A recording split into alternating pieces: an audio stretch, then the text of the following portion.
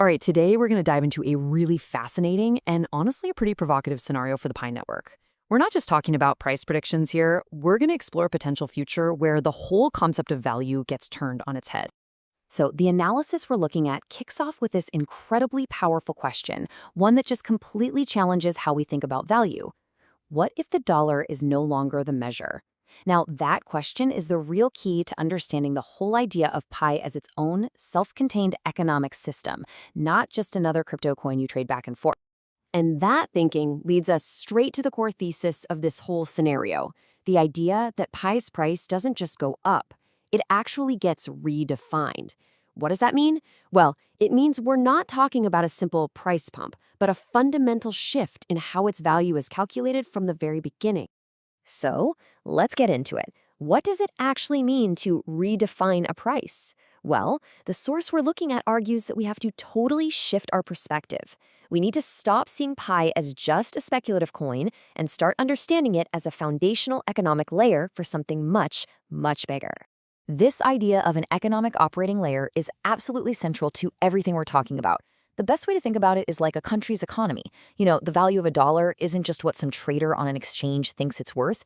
It's about what you can actually do with it, buy stuff, get services, live your life. The argument here is that Pi's real long-term value is going to come from its usefulness inside its own huge digital economy, not from people just gambling on its price.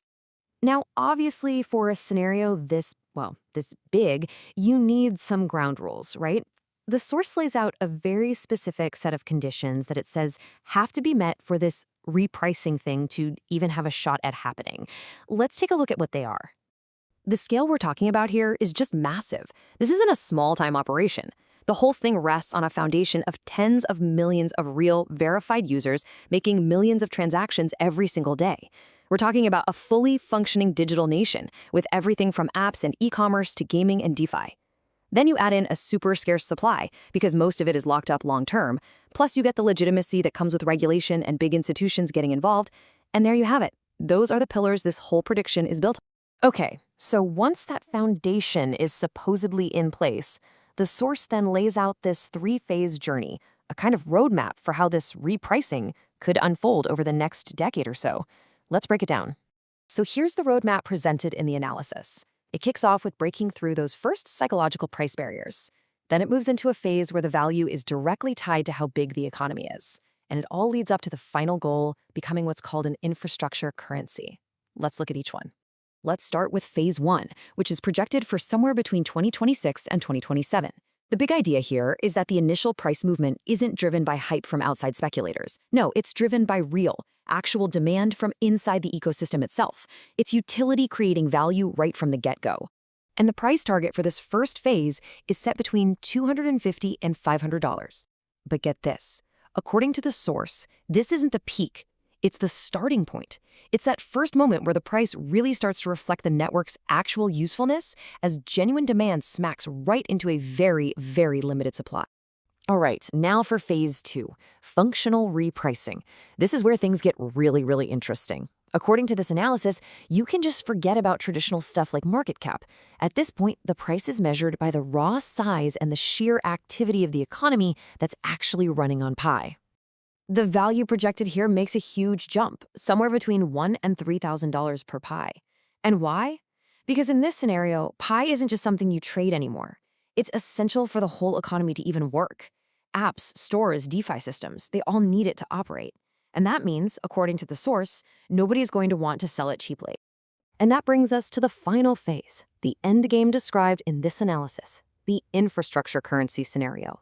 This is the ultimate vision, right? Where Pi becomes a go-to standard for Web3 users, gets woven into global payment systems, and basically serves as a core asset for the entire digital world.